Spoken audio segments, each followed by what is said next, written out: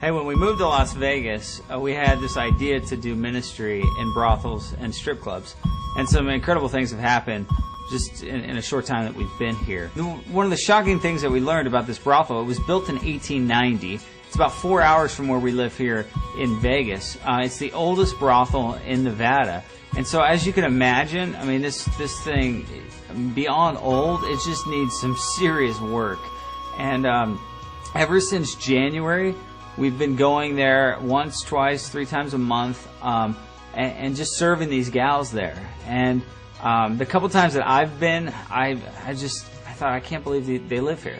It's bad enough, I think, for just doing what they're doing in those conditions. But I'm not talking about the sex rooms where you go and you do that stuff. And I'm talking about where these gals live. Just needs some serious work. And so we just had this idea, an extreme makeover. What would that look like if Triple X Church, if Strip Church sent a group of people in, or we did it ourselves, and we fixed up the place where they call home, where these girls live. And that's what we're going to show you. In this podcast, we're going to just share with you that idea, how we're going to actually go make that happen with hopefully your help, how you can get involved. And we want you just to see firsthand, we're not just trying to clean walls and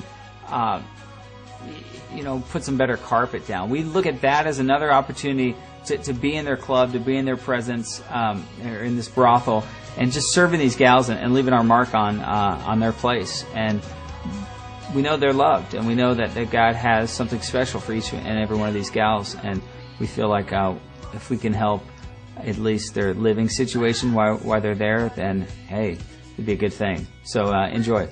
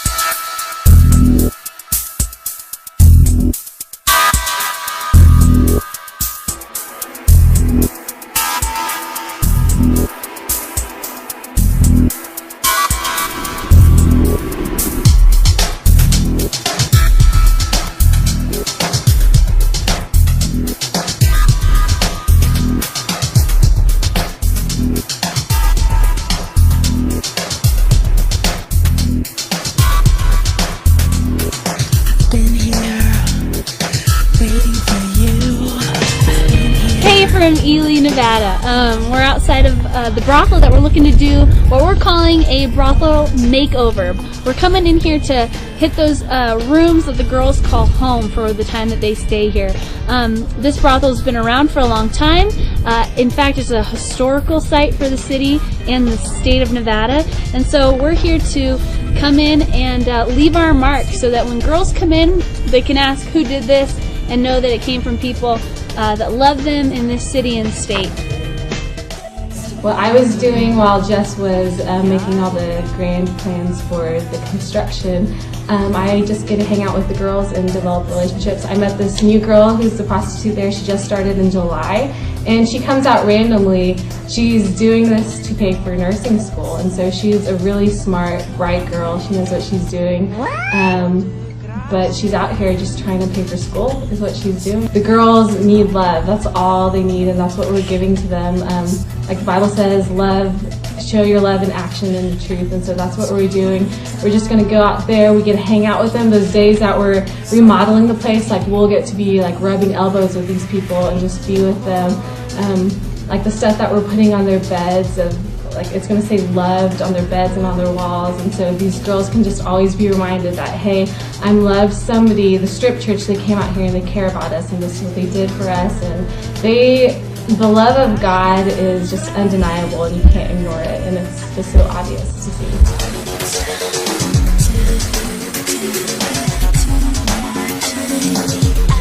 We used to have a woman, remember this church, and she stood up in this church one day and said that we needed the whorehouses so our husbands could have safe sex. It is prostitution. God's word says what it is it's saying. God has been against it from the beginning. We call it prostitution. We call it brothels. God's Word calls it whores, calls it whorehouses.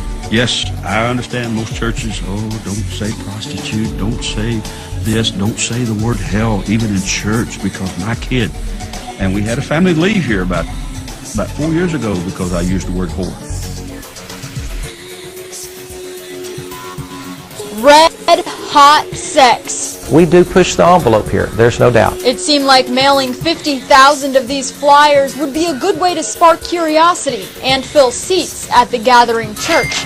But the bottom line is, if I would have put holiness here, or I'd put have a good marriage, no one would have showed up. But Jamie Graves, father of two, says the envelope was pushed a little too far. This is the first thing that we've ever gotten to where we were like, stuff in the mail, I just don't want to have to worry about it, especially coming from a church. And at the end of the day, Mom, Dad, did I mean to offend your kids? Absolutely not.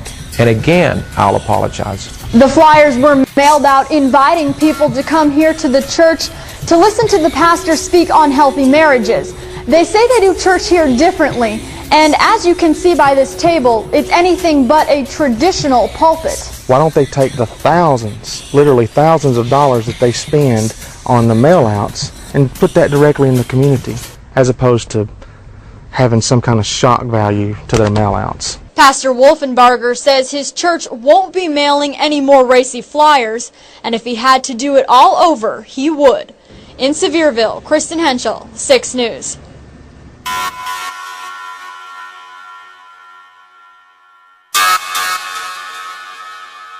You can't say to them, look, I want you to see what a difference Jesus is making in my life. Because all they're going to see is the sin which is running rampant in your life. This is how we live.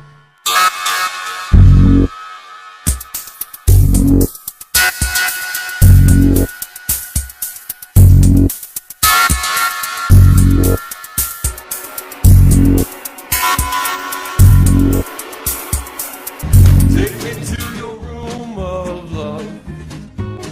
Show me everything I'm thinking of. I'll pay for your time if I get some peace of mind. Take me to your room of love. Oh, thrill me, thrill me, thrill me with your touch.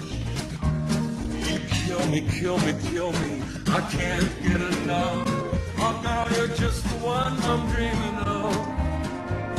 So take me to your room. After this I saw another angel coming down from heaven, having great authority. And the earth was made bright with his glory. And he called out with a mighty voice, Fallen, fallen is Babylon the Great. She has become a dwelling place for demons, a haunt for every unclean spirit, a haunt for every unclean bird, a haunt for every unclean and detestable beast. They and the beast will hate the prostitute. They will make her desolate and naked, and devour her flesh, and burn her up with fire. For God has put it into their hearts to carry out his purpose, by being of one mind, and handing over their royal power to the beast, until the words of God are fulfilled.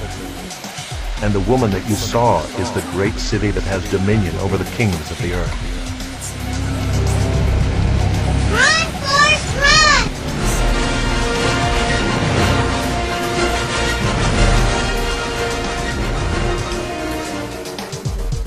This is how we live.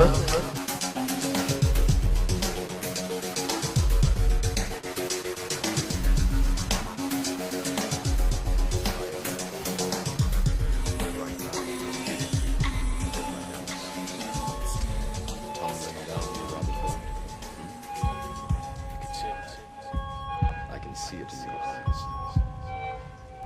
You have the look of a man who accepts what he sees because he is expecting to wake up. Ironically, this is not far from the truth. Do you believe in fate? No. Why not? Because I don't like the idea that I'm not in control of my life. I know exactly what you mean.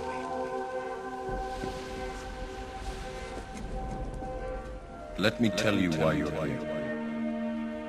You're here because you know something. What you know you can't explain, but you feel it. You felt it your entire life. That there's something wrong. You don't know what it is, but it's there, like a splinter in your mind, driving you mad. It is this feeling that has brought you to me. Do you know what I'm talking about? The Matrix. Do you want to know what it is? The Matrix is everything. It is all around us. Even now, in this very room. You can see it when you look out your window, or when you turn on your television. You can feel it when you go to work, when you go to church.